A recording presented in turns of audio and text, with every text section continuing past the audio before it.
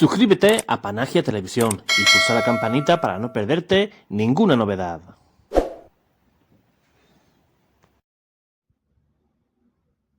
En el contexto de las peticiones de perdón de San Juan Pablo II, cara al tercer milenio, la decisión de la Santa Sede en 1998 de abrir a los estudiosos los archivos centrales del Santo Oficio se convirtió en un gran acontecimiento mediático. Se esperaba, recuerda la historiadora judía Anna Foa, profesora de Historia Moderna en la Sapienza de Roma, que a raíz de conocerse todos esos documentos, la Iglesia renegase de la Inquisición, que parecía haber representado el brazo armado de la Iglesia contra la herejía, el libre pensamiento y la libertad de conciencia, y era, para los historiadores conformistas, no menos que para los medios, el enemigo por antonomasia del pensamiento moderno. Pero los especialistas en la institución y el periodo no esperaban tanto, afirma Foa, en las conclusiones de un congreso convocado en el Vaticano para conmemorar el 20º aniversario de la apertura del archivo. Los auténticos conocedores de la Inquisición sabían que tener a su disposición todos esos documentos renovaría ampliamente, sí, los estudios, pero que sobre todo los mecanismos inquisitoriales, la figura de los inquisidores y de los funcionarios de la Inquisición o la relación entre el Tribunal Central y los tribunales periféricos no iban a aparecer datos que alimentasen el sensacionalismo de los medios y de los historiadores adocenados. La documentación a la que se tuvo acceso deshizo, efectivamente, algunos errores comunes sobre la Inquisición, pero todos ellos de interés exclusivamente para los especialistas y de escasa trascendencia para el gran público.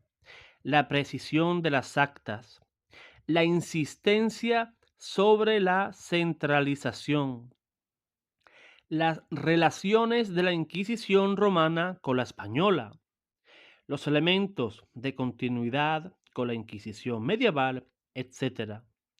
Pero sobre todo, las expectativas mediáticas quedaron defraudadas porque a lo largo de las 2 décadas anteriores ya había tenido lugar una revisión historiográfica que, por el contrario, más que en la dirección de una petición de perdón, había ido en el sentido de una revisión de la llamada leyenda negra de la Inquisición, gracias a estudios que, sobre todo en lo que se refiere a la Inquisición romana, más bien habían puesto en discusión el número de víctimas y su papel en la persecución.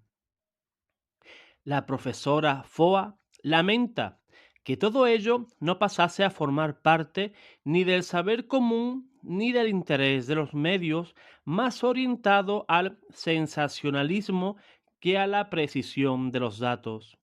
En consecuencia, se ha acentuado la brecha entre los estudios científicos y el saber común, y muy pocos de los hallazgos más recientes de la historiografía han pasado a formar parte de la difundida imagen del terrible tribunal de la Inquisición. Cita como en casos concretos la Casa de Brujas, el proceso de Giordano Bruno o la abjuración de Galileo. Foa hace una afirmación preocupante. Podemos decir, sin temor a ser desmentidos, que la apertura de los archivos no solo no ha dado lugar a que la leyenda negra sea desmentida en los medios, sino que incluso se ha reforzado. Es más, si nos fijamos en la enorme masa de producción mediática que ha multiplicado Internet, la impresión es que el abismo entre el saber racional, fruto de reflexiones, enfoques históricos, análisis documental y el saber mitológico, es ya insuperable. Incluso la leyenda rosa se ha desinteresado de las investigaciones críticas y se limita la mayor parte de las veces a repetir tesis apologéticas sin preocuparse de extraer de los datos y de las interpretaciones que sin embargo no faltan material para su propuesta. La consecuencia es que, lejos de debilitarse con el aumento de acceso a la documentación, la imagen de la Inquisición como reino de la tortura y del mal tiene aún hoy vida propia y acaba por parecerse a las fake news de las que hoy tanto se habla.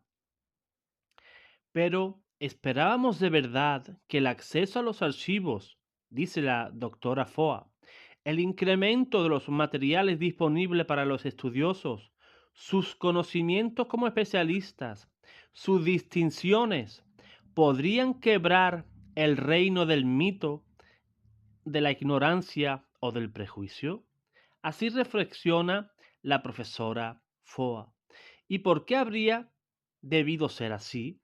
Los últimos 20 años, los que han pasado desde la apertura de los archivos, son los que han visto crecer en la sociedad la fabricación de mitología, la consolidación de instrumentos más útiles para reiterar las mismas imágenes, el derrumbamiento de las barreras entre lo verdadero y lo falso, entre el saber y el no saber, entre la realidad y la ficción.